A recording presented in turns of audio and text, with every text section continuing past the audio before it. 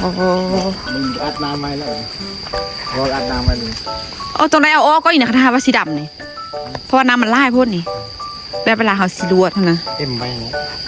ตอนคนว่าอันทานนั้นมันหนาเขาไม่จำปีทุกคนแล้วไม่จำปีก็แบบเบื่อมาเลยทุกคนน้ำเข้าแถวอ่ะปักน้ำขึ้นไหวทุกคนท่วมหมดเลยคันว่าฝนมันมือมันคืนนี้บุลมก็มีเพียขึ้นหัวเถิงอยู่แล้วเนาะท่วมเลยส่วนใหญ่ท่วมเลยนี่กาเกินนี่กาก็ยังท่วมทุกคนนี่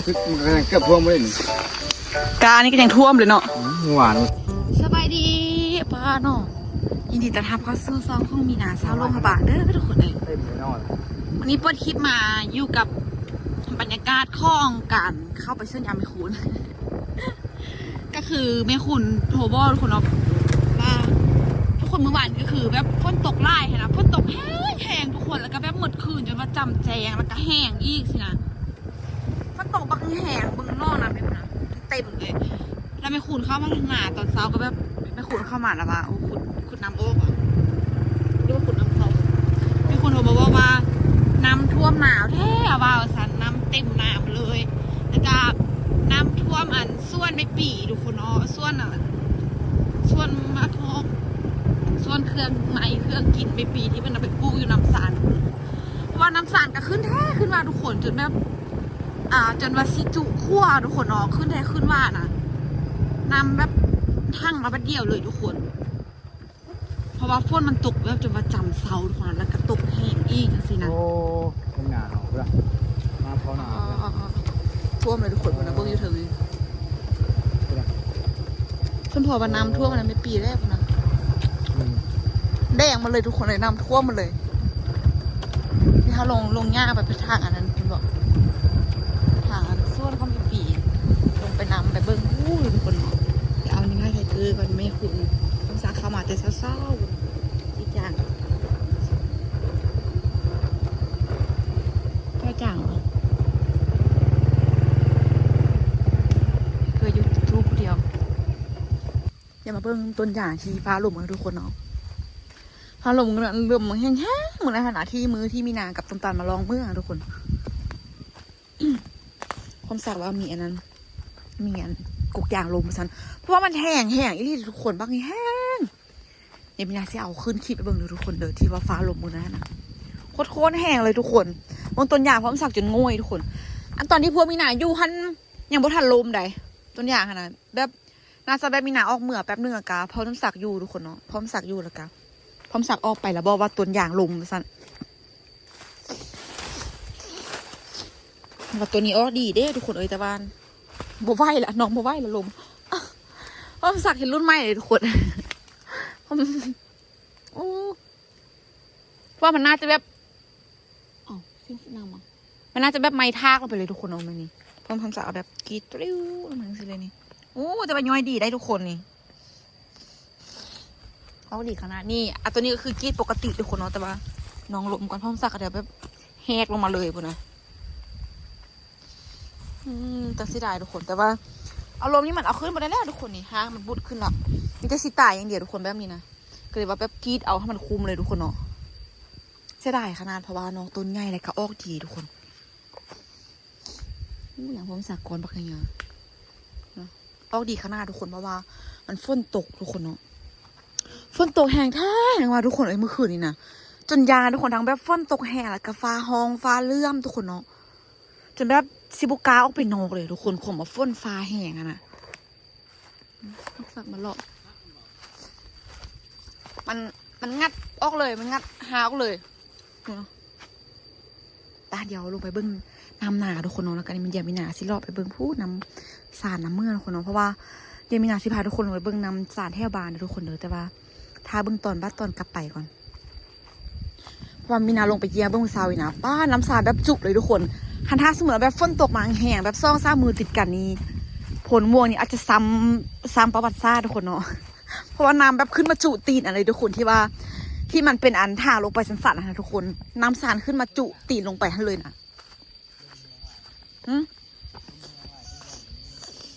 แม่นตัวอย่างเนืองมืด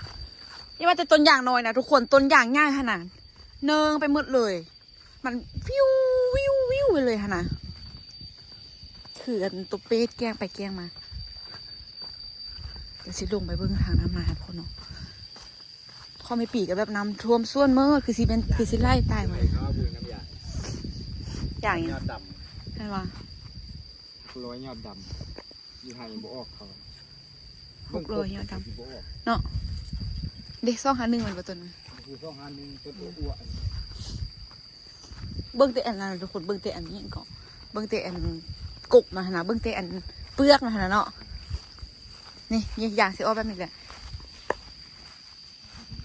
นี่อู้ทุกคนเอ้ยไพ่กระยักดำหนาแล้วทุกคนเนาะแต่ว่ากามันบ่ทันทุกคน คือไม่คูดซีกันก็น่าจะเป็นแบบเพื่อทุกคนท้ายๆเดือนพอเลยเพราะว่ากาห้างก็ได้10 กว่ามือทุกคนเนาะ10 ปลายมือนี่แหละกาประมาณ16 17 มือทุกคนเนาะเพราะว่าเห่าสักก่อนไม่ปีซ่องมือนี่แหละแล้วก็ไม่ปีมาสักน้ำลัง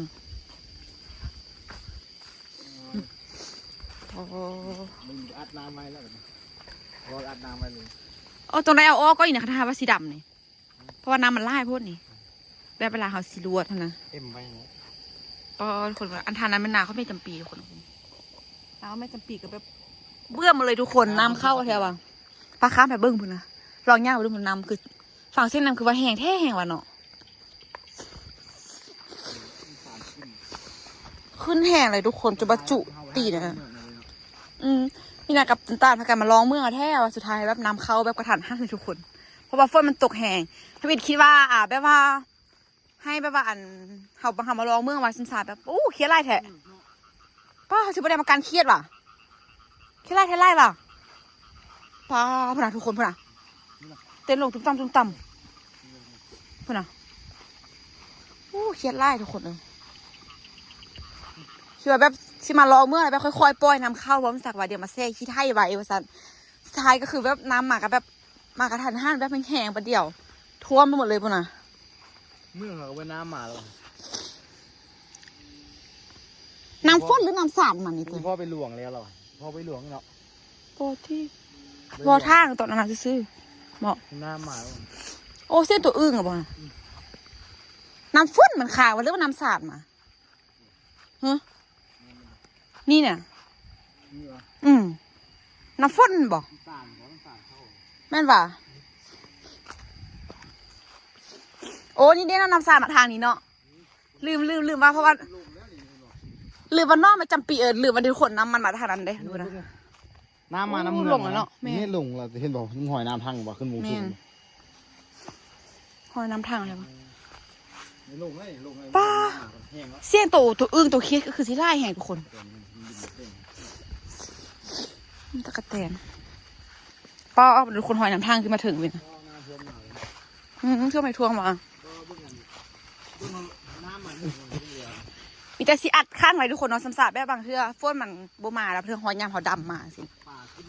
แต่ว่าโซนนี้ฝนมันกระตกตลอดอยู่ตอนนั้นหาว่าไส้นะเอาเนาะเอานำมากันเอาเนาะกันเอาตัวป่าทุกคนคักทุกคนเลยแบบแซ่ขี้ไถ่ไว้แบบคักเลยนี่พร้อมซักปิดไว้ปิดน้ำอ้อแล้วก็ปิดน้ำเข้าทุกคนบางเทื่อแบบฝนตกมาแห้งอีกอะน้ำมันก็จะแบบต้องล้นแม่มื้อนี้ฮอดโมงละตกทุกคนเมื่อคืนนี้ก็ตกมาประมาณ11 โมงเลยแหละ1 ทุ่ม2 ทุ่ม3 ทุ่ม4 ทุ่ม7 8 9 10 11 4 5 ทุ่มคุณฝนตกมาป้านายมันจะปีแหงโหนขึ้นมาเถิงไปเลยพุ่นน่ะจะไปเห็นขนาดเอาลิบมาเลยเนาะเอาเส้นตัวแมวเอาเส้นแมวน้อยก่อนไงโอ้เพื่อเอามาข้างไว้อุ้ยมีคนเอามาข้างไว้ปะแมวบัวบ้าสิเอาน้องมาข้างไว้ให้ยังโอ้ก็พอได้กินข้าวตัวมาข้างไว้ยังสิโอ้แท้ก็มาข้างไว้ยังสิฝนตกห่ำหัวได้นี่เอาออกจังน่ะเดี๋ยวจังนั้นฝนตกมากับเปียกฝนกว่านี้เข้าไปจังใดนี่เฮ้อแป๊บนึงนี่เอามาเลยมาโอเคกินน้ำว่ะโอแพงอุ้ยคือตุ้ยแท้ นี่น้องมาแล้วทุกคนไปแล้วเนาะเอาเพิ่นจะแหงตุยทำไมชุดสวยจังเลยอ่ะเธอมาจะใส่คือว่าไปเข้าอยู่ห่างวันน่าจะไม่ปีเอาหมาจี้เพราะได้เอาหมาโอ้ยกระบุงกระไล่แหงทุกคนไปมาเล่นแบบกันเลยไปเราก็ออกกำลังกายไปในปีไทยหลงว่าส่วนฮันน้ำเต็มทุกคนเลยโอ้ยตายดีแท้ป้ามีนางบริลงมาพีบักดอนโดล่ะทุกคนลงมาตั้งแต่มาย่ออย่างซอยกุกกิกทุกคนเนาะมีนางมาย่ออย่างซอยกุกกิกตอนนั้นพูดแต่ดุนๆพูดนะก็บริลงมาเลย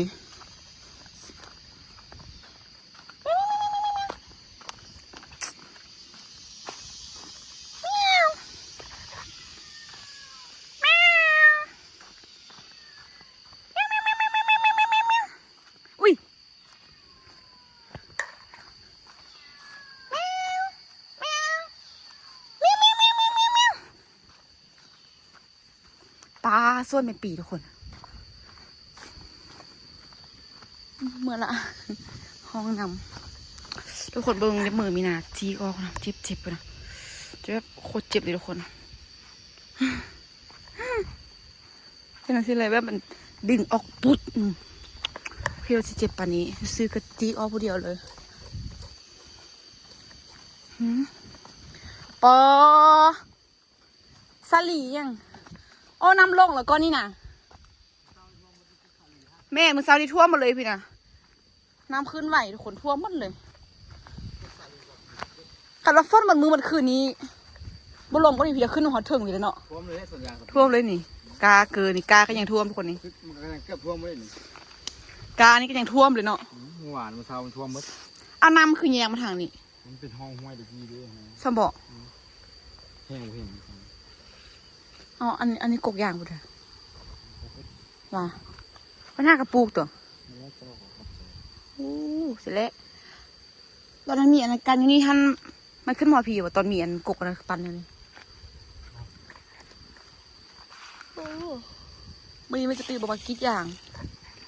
โอ้บัดวิวงามค่ะทุกคนเนาะฟังเสียงเหมือนบักแหงเอาอันนั้นเป็นทางฝาดได้เพิ่นที่มีเหือนคนอยู่ห่างดิหน้าแกก็ฟังใช่ผมเคยข้ามไปเลยอ๋อมาดูอยู่ดิอ๋อมันบ่เคยข้ามไปจะเชื่อก่อนทางนั้นนะนี่ข้ามไปนี่เลยพอเดี๋ยวนี้แบบก็ได้มีให้มีนายอยู่ทางน้ำซันก็คือในเอาเหือจักข้ามทุกคนเนาะนอกคณะพายนี่ลงเรื่อยๆอะไรนี่มันก็จำเบิ้งให้น้องเอาพายนี่ตอนมาปีละนอตอนนั้นทุกคนอยู่นี่แหละนี่ดูนี่เนาะปีละนอตอนนั้นซุ่มนั้นหยุ่งปลาไหลเนาะยำหน้าฝนสิทุกคนไม่คูณกับพร้อมสักอย่างกีดยางบุทันเลยกาชิเลียนเราเพิ่นไปเบิ้งเมื่อกี้นะห้างกระเพาะกันกีดส่งที่บริยอดง่ายแล้วก็ได้ก็ได้แม่นมันเริ่มที่เสาแล้วยอดเลยกันไปนี่ก็ยอดเป็นแต่ยังผ่านเสาดีเชื่อมีอ้อยปั๊บอยู่พวกมีนากระห้ากระกีเลยก็ออกมาเลยทุกคนทางยากีได้ทางยานฝนได้ทุกคนเลยมาแหวงไปเลยอ๋ออันนี้เป็นร่องไปเลยเนาะเขามีปีนะมันทางรถไปเลยรถเที่ยวได้เหรอเนาะท่วมมาพี่เลยคันว่าแบบฝนตกหนักติดต่อกันซ่องสร้างคืนทุกคนแล้วก็ตกแห้งสิค่ะแบบตกแห้งเมื่อยามมาจนปีทุกคนตูดไล่อีกเนาะนี่นายใหญ่นี่คือว่ากระตูดกระติดไล่แท้เพราะมันปลาจันก็เป็นขีดงาสักอย่างมักมีตาเดียวเพราะแต่อันนี้คือร้อนดีแท้ยาเขาปีมันคือเลี้ยวลมเยอะมากมันก็ไล่เนาะแม่หักแล้วก็ลมหมดทุกคนคือเลี้ยวลมหักลมตายเพราะแต่ว่ายามันกระด้นมันไล่ปีเลยเนาะมันกันเท่าเลยเนาะเท่ายังไงโอ้โซนนั้นได้ยาแบบ500-600คุณทุกคนอย่างที่ว่าได้อย่าง700อย่าง600-700นะตอนนั้นเนาะบได้ใส่ใหญ่ได้ตอนนั้นเนาะเป็นช่วงที่แบบกำลังเฮิ่ม อ้าวแต่เขาเอาออกมา ไปข้างไว้จนฝนตกมากระเปียก ข้างไว้ที่ บูหูเข้าเองที่มึงนำเข้ามาเลยเขาปล่อยออกนะมันชีบนนำไปเชี่ยงบนอีกเลยเนาะพี่ลึกเนาะในขึ้นมาทุกคนเบื้องน้ำสารทางบ้านก็จนแบบจุตีนนะท่านเลยตีนผู้นเลยโอ้แล้วน้ำมันแห้งเบื้องอันอยู่ทางขั้วข้ามไปอันไปในเมืองข้ามไปอันแท่ขอนวัดทุกคนเกือบจุเลยตอนเศร้าๆตอนมืออะไรเศร้าๆนะไปเดี๋ยวย่างขึ้นพูนกันทุกคนเลยโอ้คันจังแบบมันเลาะเบื้องนี้สิเนาะจนเราไปเห็นขี้ไทยเนาะจะไปเห็นขี้ไทยขี้ยังเลยเพื่อนกระจายหดหูยักษ์ดำหนาแล้วนี่เพื่อนก็ยักษ์ดำแต่หนานี่แต่ว่ากามันพร้อมทุกคนเนาะกายังน้อยอยู่ในเตือนมาหนำเถอะก็เตือนนี่นะไล่กับบุยูด้วยนี่โอ้ยป้าลุงกินเลยมีนาแถวว่าเอารถของฉันขึ้นมาไปงานไปหาดู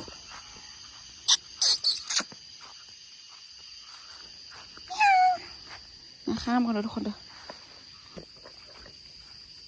โอ้งานทุกคนมึงขนาดจะมีปักงานขนาดไม่ปีขนาดรีบรวดกันมาเลยพุ่นน่ะป้าทุกคนจะไม่เห็นขนาดเลยเรียบกันหมดเลย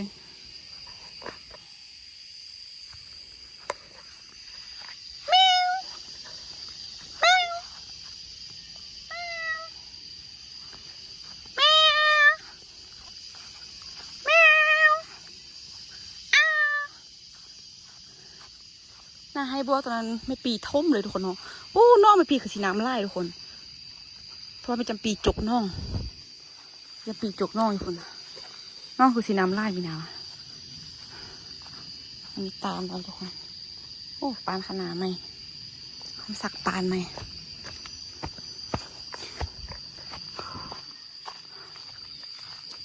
เอ้าหอมแม่เมี่ยวทันสบัดนี่โอ้ยุงปลาไหลทุกคนหอมขนกากับประมาณสิ้นเดือนเลยทุกคนสิ้นเดือนนี้ก็ได้นั่นละเพราะว่าเริ่มสักวันที่5 ที่ 6ทุกคนเนาะกานี้สิ้นเดือนกาเป็นตะดำแล้วนี่ประมาณ9 มือ10 มือทุกคนเนาะหอมเนาะหอมกาเนาะหอมห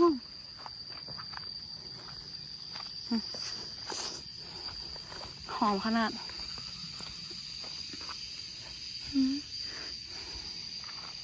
หอมทุกคนเลยบรรยากาศดีขนาดมันตกอยู่ว่าจำเจียงจำเสาทุกคนเนาะซักเครื่องกับบริษัททุกคนเลยเป็นมือที่มีหนาบริษัทเครื่องกันนะฟ้าแดดพอบอกที่ซักเครื่องปุ๊บฝนตกไล่ง่าเหรอมันสิบตายกูวะเกินไปติบอกมีจะกี้จะมีจะง่าสิกี้เท่านั้นง่าทำไมสิบสู้คนนี้อีกวะสู้มันกันเนี่ยเขาเป็นอาซันโตสิบิคิดได้มันก็เป็นง่าเดียวขึ้นมันสู้มันก็เป็นไล่ง่าไปแบบนี้แหละตัวบงกับตัวน้อยๆกับบงปลาไหลไปง่าก็ไปเสี่ยงกันทุกคนเลยง่าเรามันนี่กระหอนมันเอาวะอุ้ยงูนะงูเดี๋ยวพน้ำซ้ำแล้วสักทุกคนน้ำคือสีน้ำไล่น้ำคือโบขึ้นได้ทุกคนเนาะนี่ว่าน้ำลงหรอแต่ว่าน้ำเศร้าแหงน้ำโคตรใสเลยน้ำติดอยู่บ่ทุกคนยุงไล่ปุดเราทุกคนเข้ามาในนี่เราแบบมืดหมดเลยฟ้าบุดหมดเลยห้องสักใส่หมวกนะทุกคนเนาะแต่ว่าถ้าสมมติว่าฝนตกหมดคืนมันก็กรีดบ่ได้คือเก่าทุกคนแต่ไปฝนเสาเนาะถ้าสมมติว่าหน้ายางมันแห้งกันตอนที่กรีดเลยเพราะว่าวินาไปกรีดอย่างหน้ายางยังบ่ยักแห้งสำหรับทุกคนยังเป็นซุ่มๆอยู่กรีดเลยซะยักระยางเลยยักระยางแห้งกันเลยว่ากรีดเลยซะมะม่วงอยากกินมะม่วงแต่มะม่วงก็สิหมดแล้วทุกคนมองไปว่ามายังเสียดายยางตัวนี้อยู่นะทุกคนเลย มียางซ้ำมีที่ซี่ทุกคนเอานี่ แม่นบอกไม่ได้เพราะว่าเมื่อวานนี้เขาบริขี้จางบอกอันนี้เป็นมีซี่อ๋อเมื่อวานนี้กรีดทุกคนเอามือซื้อเมื่อกี้นะอันนี้พวกมีนาไปกรีดแม่คุณก็กินเมื่อวานนี้มีซี่ละมีซี่มีนาตามไปบึ้งมะม่วงมีนาคิดว่าแบบน้ำที่ท่วมส่วนอย่างน้อยค่ะเจ้าก็จะขุดทุกคนเนาะเขาจะขุดแบบเมืองมาโตเจอห้องน้ำพ้นซักทุกคนก็เลยว่าน้ำก็เลยว่าไล่ลงผู้เนาะช่วงตอนนั้นทันทีทุกคนเห็นก็คือน้ำท่วมหมดเลยนะแต่อย่างก็ยังใหญ่งามอยู่ทุกคนเนาะเดี๋ยวจะน้อยสิได้พากันออกไปทุกคนเพราะว่าสิไปท่ายอดยานทุกคนบุราป้าฟ้ามือมาแล้วบอกให้บอกฝนกำลังเริ่มที่ใหม่แล้วนะฝนเริ่มที่ใหม่แล้วทุกคนเลยกินกับกินเครื่องนึงคนเอาโบกากินหมดส่วนเดี๋ยวถ้าไม่คุณพร้อมสักมาก่อน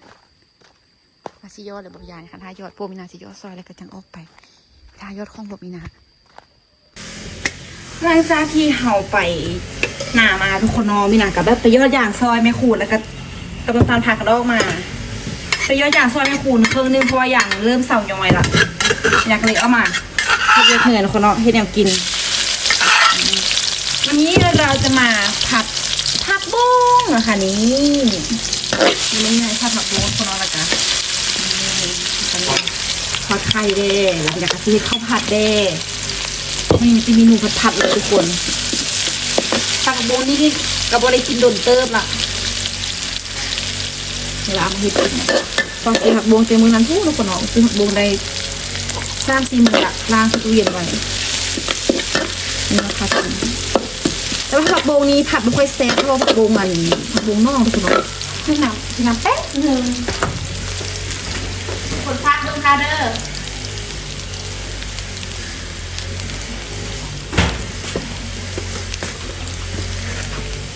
น้ำขึ้นแห้งอย่างคนยังไม่ทันได้ทายทุกคนลงไปเบิ้งสามเลยเนาะ3 ตีนบาน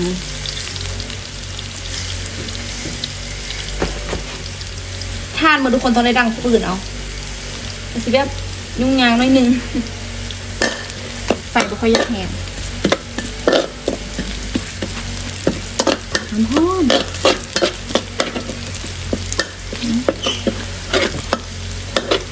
เสียงพอไหลตัดยาทุกคนแดดไม่ไฟเรามันไม่แรงเลยอ่ะ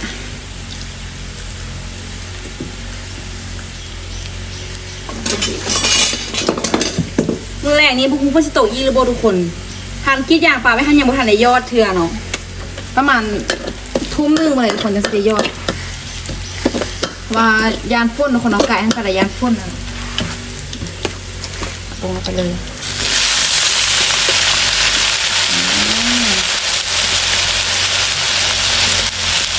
ไข่ก็ได้ฝนตกสะห้องเนี่ยได้ไฟบดับนะทุกคนมันไฟดับนี่บอกเลยว่านอนบ่ได้แน่นอนทางฮอนี่แล้วก็ยูงาอีทุกคนเนาะ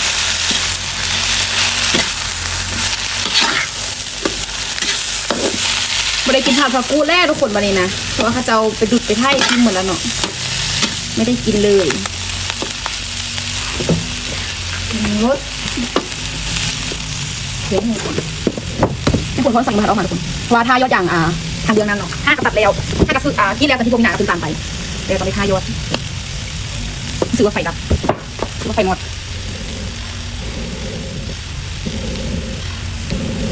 เดี๋ยวเขาบงที่ดำแล้วมันยังไม่ได้หุ้มเขาอยู่คนนี้นะหุ้มเขาเห็ดข้าวผัดคือมีกินข้าวเหนียวปกติเลย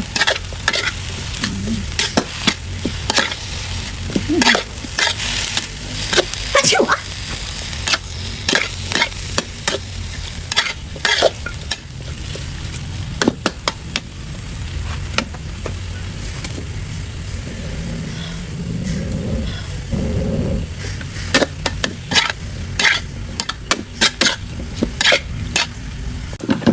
เรียบร้อยค่ะได้หน่อยเดียว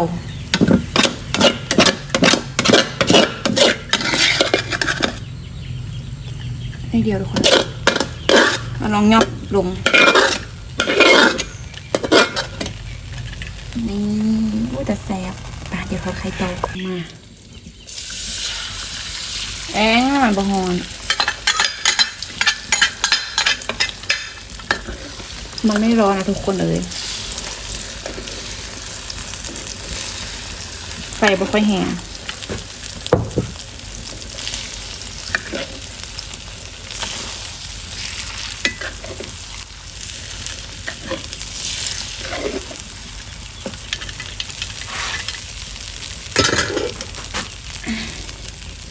ไม่น้องไม่ดังชุดเลย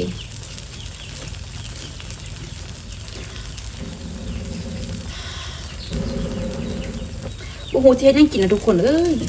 กินหมูกับแบบเมื่อยกินแล้วทุกคน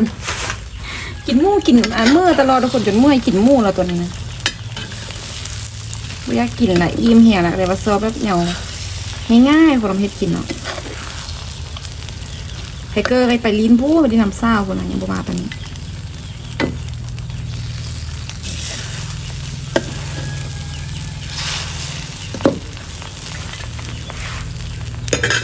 คนซักกับแม่คุณน่าจะไกลมาละมา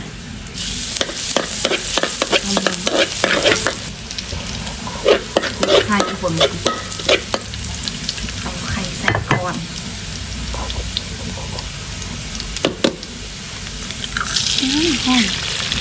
หอมเบอร์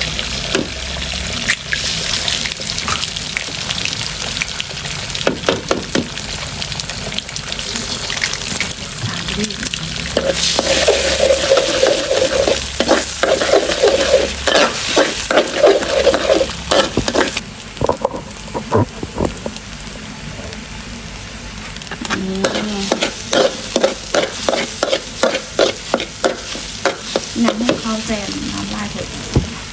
ทำให้น้องเหลวเกินไป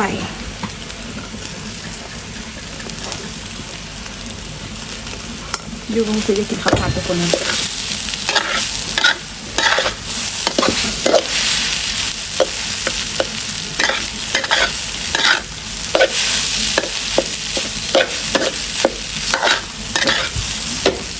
ข้างล่างกันไป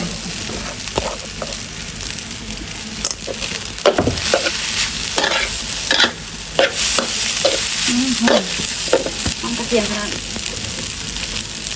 ใส่ไปก่อน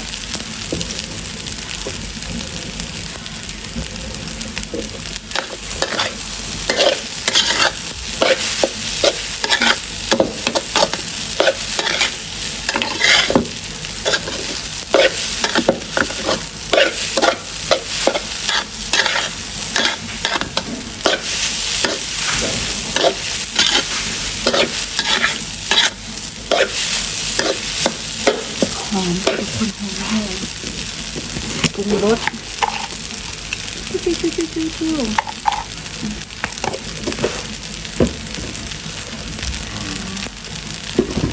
ดนึง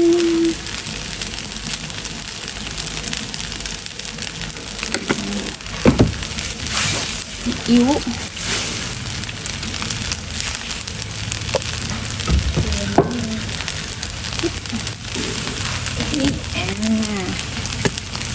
ซีอิ๊วข้าวซีอิ๊วดำทุกคน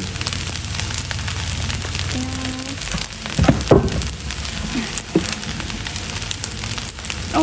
เวลาสิทำพิเศษได้เดี๋ยวทำเสร็จ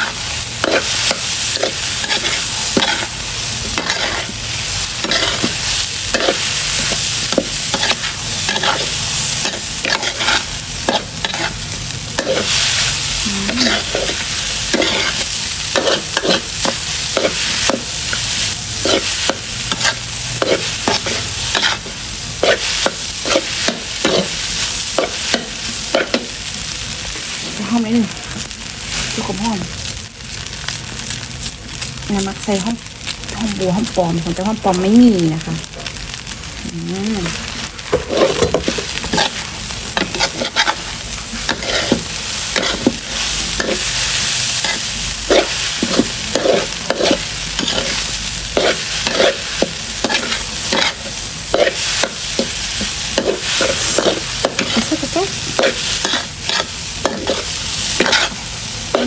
คนเราผัดไม่หนึ่งที